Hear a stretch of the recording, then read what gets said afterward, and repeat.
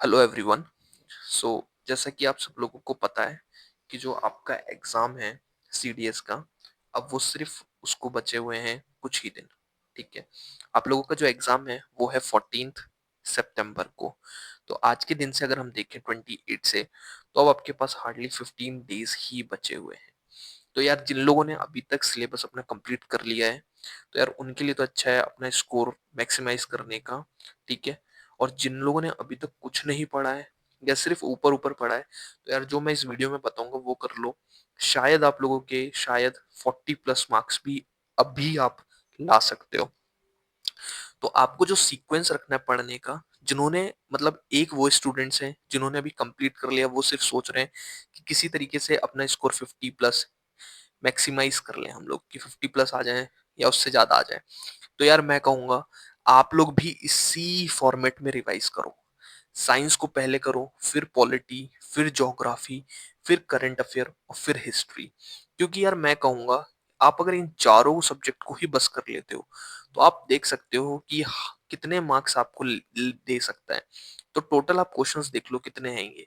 ये क्वेश्चन आपको अराउंड मिलेंगे 70 से प्लस क्वेश्चंस मिल जाएंगे आपको। 70 क्वेश्चंस, 70 में से अगर आप 50 भी क्वेश्चन सही कर लेते हो, तो आप एग्जाम में कितने मार्क्स स्कोर कर पा रहे हो? 40+ स्कोर कर पा रहे हो। और 40+ से आपका एग्जाम क्वालिफाई आराम से हो जाएगा। ठीक है, अगर मैं मान लूं कि आप 60 इंग्लिश में करते हो और 40 में करते हो 40+, तो आप 100 मार्क्स ले रहे हो।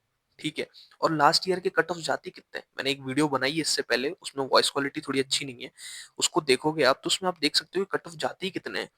ठीक है, 90 तो मैक्स हो गया। लास्ट के 2 बार से अगर हम कट ऑफ देखें तो 87 और 81 ही गया है। ठीक है, तो आप यही चीज मैं कह रहा हूँ कि आप मैक्सिमाइज कर सकते हो अपना स्कोर इन लास्ट डेज में। ठीक है, अब बात कर लेते हैं यार उनकी जिन्होंने अभी तक कुछ नहीं पढ़ा। ठीक है, कुछ भी नहीं पढ़ा, तो यार आप अब के टाइम पे अभी आप क्या करो, आपके पास कितने 15 डेज हैं। ठीक है, मैं मान रहा हूँ कि अब आप लोग बहुत ज्यादा पढ़ोगे लास्ट के 15 दिन एग्जाम क्वालिफाई करना, तो यार अब तो बहुत ज्यादा डीप पढ़ोगे आप लोग। तो आप क्या करो, साइंस को उठाओ सबसे पहले। ठीक है, साइंस सब्जेक्ट को उठाओ। उसके बाद आप उठाना पॉलिटी को, फिर आप उठाना ज्योग्राफी को, और फिर उठाना करंट अफेयर को। इससे ज्यादा आप रिवाइज भी नहीं कर पाओगे इन 15 डेज में। अगर मैं मान लूँ आप साइंस को 5 दिन दे देते हो, 5 डेज। ठीक है, पॉलिटी को 3 डेज। ठीक है, ज्योग्राफी को 1 डे, 2 डेज। ठीक है, तो 10 दिन तो यही हो गए। अब लास्ट के करंट अफेयर को आपको 4 डेज देने चाहिए, मेरे हिसाब से देने ही चाहिए। अगर आप यहाँ 2 दिन ही दो तो इसको 4 डेज जरूर दो ज्योग्राफी को, क्योंकि ये काफी रिवॉर्डिंग रहेगा आपके लिए। ठीक है, अब कैसे करना है आपको, तो ये आप ये चीज देख सकते हो, मैंने साइंस के कुछ टॉपिक्स यहाँ पर लिख दिए हैं। ये टॉपिक्स आप पढ़ो। ठीक है, मोशन आपको इस तरीके से पढ़ना है, इसके कंसेप्ट वाइज पढ़ना है। मैंने आपको 5 दिन इसलिए ही दिए हैं कि आप चीजों को डीप पढ़ लो थोड़ा सा। ठीक है, आपको साइंस के लिए करना क्या है, 9th और जो 10th की एनसीईआरटी है, एनसीईआरटी है, इसको आपको उठाना है। और जो सारे ये टॉपिक्स दिए हैं मैंने आपको, ये सारे टॉपिक्स आपको करना है। अब देखो इतना टाइम तो आपके पास है नहीं कि उसकी एक्टिविटीज भी आप पढ़ लो। ठीक है, बट अगर मिले मौका तो एक्टिविटीज भी पढ़ते जाओ, क्योंकि कहीं कहीं एक्टिविटीज में भी एग्जांपल्स दिए हुए हैं और वो भी इक्वली इंपॉर्टेंट है। ठीक है, क्योंकि अब आपके पास लास्ट में कोई ऑप्शन है नहीं। ठीक है, अगर आप साइंस में ही 20 क्वेश्चन सही कर देते हो, तो आपका आधा काम हो जाएगा। क्योंकि अगर आप 50 तक का ही टारगेट कर रहे हो कि यार 50 क्वेश्चन ही मेरे को करने हैं और 40 मार्क्स हमको लाना है। देखो आज के डेट पे तो 35 भी अच्छे मार्क्स हैं। ठीक है, 35 34 मार्क्स भी अच्छे हैं, पर आपका इंग्लिश का पेपर फिर बहुत अच्छा जाना चाहिए। ठीक है, तो ये टॉपिक्स आपको करने हैं साइंस में। ठीक है, मोशन से स्टार्ट करना, फोर्स एंड लॉस करना, ग्रेविटेशन करना। देखो देखा जाए तो ये एक दिन में भी करा जा सकता है। ठीक है, 1 डे में भी किया जा सकता है। एनसीईआरटी में बहुत ज्यादा इमेजेस होती हैं, पढ़ने की चीजें कम होती हैं, इसलिए आप जल्दी जल्दी रीड करते हुए पढ़ते निकलो। देखो फिजिक्स में आपको मैं क्यों कह रहा हूँ एक दिन में हो जाएगा, फिजिक्स में आपको 3 4 चीजें करनी है सिर्फ। ठीक है, डेफिनेशंस है, उनको थोड़ा ध्यान से देख लेना। जैसे कि पोटेंशियल की जो डेफिनेशन है, V is equal to I R वाली, इसमें ये देखना है कि कांस्टेंट क्या रहता है सिर्फ। ठीक है, एक ही चीज कांस्टेंट सिर्फ टेम्परेचर। ठीक है, इसी यही है सिर्फ। ठीक है, ओनली टेम्परेचर कांस्टेंट पे ये वाली स्टेटमेंट सही होती है। तो इसलिए मैं कह रहा हूँ डेफिनेशन को थोड़ा ध्यान रखना, क्योंकि एग्जाम में आपको कह सकता है प्रेशर भी। तो आप ये गलत है, प्रेशर का तो लिखा ही नहीं है डेफिनेशन में। तो आपको ये चीज देखनी है, ऑब्जर्व करनी है, ये चीज करते हुए निकल जाना फिजिक्स में। दूसरी चीज आपको जो डायरेक्ट क्वांटिटीज है, ठीक है, कि जैसे 336 मीटर पर सेकंड ये किसकी स्पीड है, 3 × 10⁸ मीटर पर सेकंड ये किसकी स्पीड है, ठीक है, इसमें से एक स्पीड है लाइट की और एक है आपकी साउंड की स्पीड। तो अब ये आप खुद बताना, चलो मैं ये बता देता हूँ, ये तो साउंड की है और ये आपकी लाइट की स्पीड है। तो इस पे कंसेप्चुअल क्वेश्चन आया है आपका कि ठंड जब आपकी लाइटनिंग होती है तो हमें पहले लाइट क्यों दिखती है और साउंड बाद में क्यों आता है, तो ये स्पीड डिफरेंस की वजह से। तो आपको ये टर्म देखने हैं थोड़े, ठीक है, ये देख लेना। उसके अलावा आपको और क्या करना है, तो इसमें सिर्फ आपको फॉर्मूले करने हैं, ठीक है, फॉर्मूले करने हैं। क्योंकि आपने देखा होगा पिछले सीडीएस में आपको क्वेश्चन मिला है, question W is equal to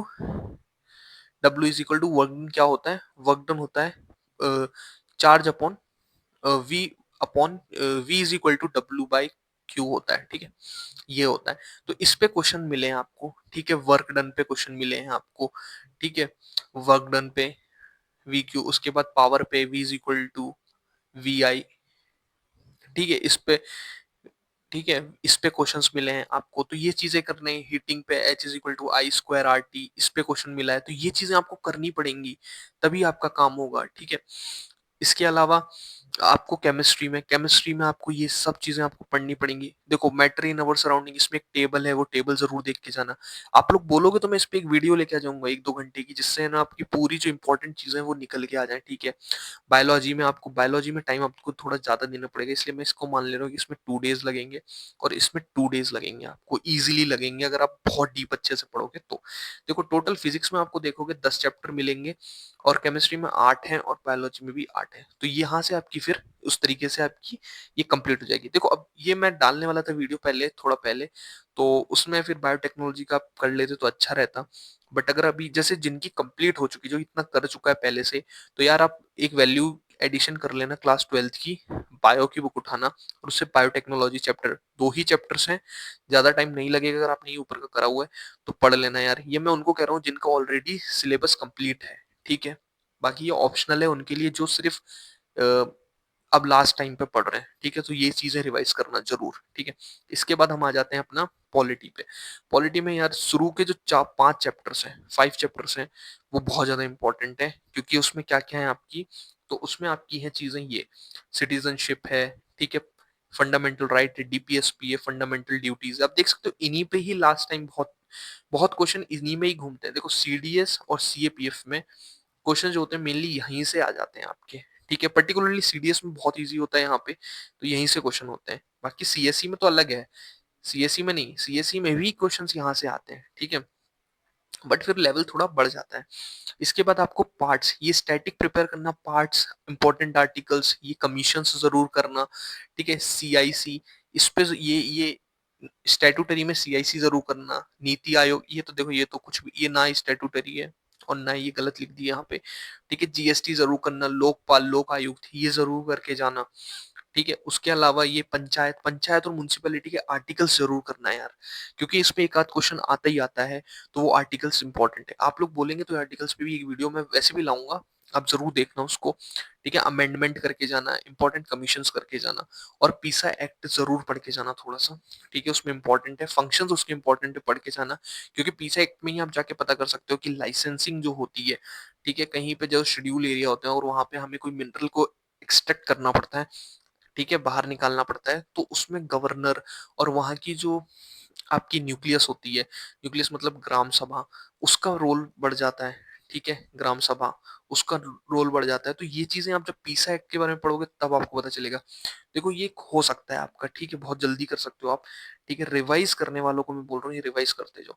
geography में अभी लास्ट टाइम पे मैं बोलूंगा NCERT के मैप्स उठाओ सारे और करना स्टार्ट कर दो, ठीक है। टाइम ज्यादा लगेगा नहीं, मैप्स में है चीजें, ठीक है। अब यार देखो अब मैं ये नहीं कर रहा 10 दिन में आपको ऐसी, मैं ऐसी चीजें बता दूं, 4-5 टॉपिक बता दूं जिससे क्वेश्चन हिट कर जाए, नहीं यार ऐसा नहीं कर सकता ना, क्योंकि पता ही नहीं है किसी को कहाँ से हिट करेगा। बट ये वो जगह है कि आप इतना करोगे तो शायद अगर 20 क्वेश्चन आ रहे हैं तो आप 10 क्वेश्चन तो आराम से कर ही लो, और मैं मान भी सकता हूँ कि आप ये कर सकते हो आराम से, ठीक है। NCERT मैप्स जरूर करना है यार, इस पे क्वेश्चंस हर बार पूछे जा रहे हैं, ठीक है? इंसोलेशन वाले चैप्टर में एक इंसोलेशन में 2 मैप्स हैं आपके।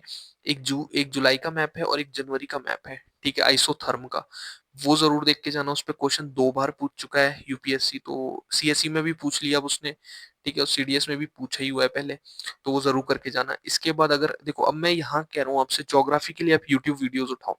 देखो, एक हैं अमन मलिक हैं, आई डोंट नो नाम क्या है उनका या कौन है, बट कोई मलिक सर हैं, ठीक है? उनकी वीडियो देख लेना यार, ओशनोग्राफी पर उन्होंने शॉर्ट में बनाई है, ओशनोग्राफी पर देखना, ठीक है? 3 वीडियोज़ हैं, 6 घंटे हो जाएँगे, तो आपको यार अब इतनी मेहनत तो करनी पड़ेगी, 12-12 घंटे पढ़ना पड़ेगा, ठीक है? फिज़िकल और क्लाइमेटोलॉजी, इनकी वीडियोज़ हैं, ये आप ज़रूर करना, ठीक है? ज्योग्राफी आपकी यहाँ से हो जाएगी। अब बात आती है यार कि अगर आप इतना कर लेते हो और उसके बाद आपके पास टाइम मिलता है अगर आपको, तो यार मैं कहूँगा कि आप फिर पता है क्या करो? आप जाकर करंट अफेयर रिवाइज करो सबसे पहले तो। करंट अफेयर जो बनाए हैं 6 मंथ के एटलीस्ट, ठीक है? जनवरी से लेके जुलाई तक के कर लो यार, जल्दी से जल्दी कर लो, ठीक है? ये वाले रिवाइज करो जल्दी से जल्दी, ठीक है? उसके बाद इकोनॉमिक्स में भी आप कुछ कर सकते हो। देखो, अगर आप इतना सब भी नहीं कर पा रहे, तो यार एंड में अगर आलसी हो जाना, तो देखो यूट्यूब पे जाओ, अभी जो मैराथन चल रही है लोगों की, ठीक है? उनमें से इन टॉपिक्स पर ज़्यादा ध्यान दो और कर लो इनको, ठीक है? उनको कर लो। अब देखो, मैराथन आपकी होगी यार, देखो कोई 12 घंटे की बनाएगा, कोई 4-4 घंटे की बनाएगा। तो यार 4 घंटे वाली जल्दी-जल्दी देखो, ठीक है? 3, क्योंकि मैं जानता हूँ 12 घंटे एक साथ नहीं देख पाओगे, दिमाग में कुछ नहीं रहेगा। 4-4 घंटे वाली देखो जल्दी से, पॉलिटी की देखो, ज्योग्राफी की देखो और साइंस की देखो, ठीक है? बहुत अच्छे-अच्छे चैनल्स हैं सब पे, आप देख सकते हो और जल्दी से जल्दी अपना सिलेबस कंप्लीट करो। बट मैं जो कह रहा हूँ, फोकस आप सिर्फ इन्हीं इन्हीं सब्जेक्ट पे करना है। ऐसा मत करना है यार कि आप लोग जाओ और आप है ना, देखो यार हिस्ट्री से 23 क्वेश्चन, 20 क्वेश्चन, 27 क्वेश्चन ऐसे आ रहे हैं और आप हिस्ट्री पढ़ने स्टार्ट करो। भाई हिस्ट्री पे इन्वेस्ट मत करो अभी का टाइम। लास्ट के 10 to 15 डेज हिस्ट्री बिल्कुल मत पढ़ो। मैं तो यही कहूंगा, यही एडवाइस करूंगा भाई, हिस्ट्री बिल्कुल मत पढ़ो। इन्हीं इन्हीं सब्जेक्ट पे फोकस करो मेन, इन्हीं सब्जेक्ट पे। यहीं पे आपको मार्क्स मिलेंगे, मैक्सिमम कर पाओगे अपने। हिस्ट्री पे कुछ नहीं कर पाओगे, कुछ भी नहीं कर पाओगे, ठीक है? अगर बहुत ही ज्यादा पढ़ लोगे कि यार 15 दिन तो हिस्ट्री को ही दूंगा मैं अब, तो यार 10 क्वेश्चंस कर लोगे, लेकिन उससे ज्यादा नहीं कर पाओगे। इसलिए मत जाओ हिस्ट्री पे, जितना हो सके ये करो यार, ठीक है? टाइम मिल जाए, ये सब हो जाए आपका। और अब आपके हो रहे हैं, अगर मान लो कि इतना करने के बाद मेरे पास अभी 10 ही तारीख हुई है, 10 सितंबर ही हुई है और मेरे पास अभी 4 दिन बचे हुए हैं। कुछ मत करो, इकोनॉमिक्स की वीडियो देख सकते हो। इकोनॉमिक्स में बजट जरूर देखना, मैं टॉपिक बता रहा हूँ, बजट, इकोनॉमिक सर्वे, ठीक है? ये जरूर देखना। इसके अलावा 15th फाइनेंस की रिपोर्ट, यार बार बार पूछ रहा है यार, अभी सीएससी में भी पूछा है, ठीक है? सीएपीएफ में 2024 में पूछा था और सीडीएस में भी पूछता है। तो ये इनके क्वेश्चंस कर लेना सिर्फ यार, जो यूपीएससी के आए हैं भाई, बहुत इजी क्वेश्चन है। सिर्फ एक चीज आपको पता होना चाहिए कि 42% है। एक एक क्वेश्चन है, आप उसमें देखना 42% है या 40% है, ठीक है? इसी पे ही सारा गेम है। शेयर बिटवीन सेंटर कितना शेयर स्टेट को देगा, इसी चीज पे घूम रहे हैं क्वेश्चंस आपके। ये स्टेटमेंट पता है तो आप एलिमिनेट करके ही आंसर पे आ जाओगे। तो इसके क्वेश्चन जरूर कर लेना यार, ठीक है? Lastly I would like to say कि यार आप लोग अभी तक सोच रहे होंगे कि आप कौन हो। यार मैंने सीडीएस 7 टाइम्स क्वालिफाई किया हुआ है, ठीक है? सीएपीएफ मल्टीपल टाइम क्वालिफाई किया हुआ है मैंने, ठीक है? और मैं सीएससी आप कर लोगे आराम से, ठीक है? एग्जाम इजीली है, क्वालिफाई कर जाओ, ठीक है? और यार कमेंट करना वीडियो पर और लाइक करना, सब्सक्राइब करना, बस मैं यही कहूंगा आप लोगों से, ठीक है?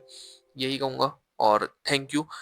बस यहीं तक रखते हैं वीडियो को, ज्यादा बड़ा नहीं, आप लोगों का टाइम वेस्ट भी नहीं करना मेरे को, ठीक है? बाय।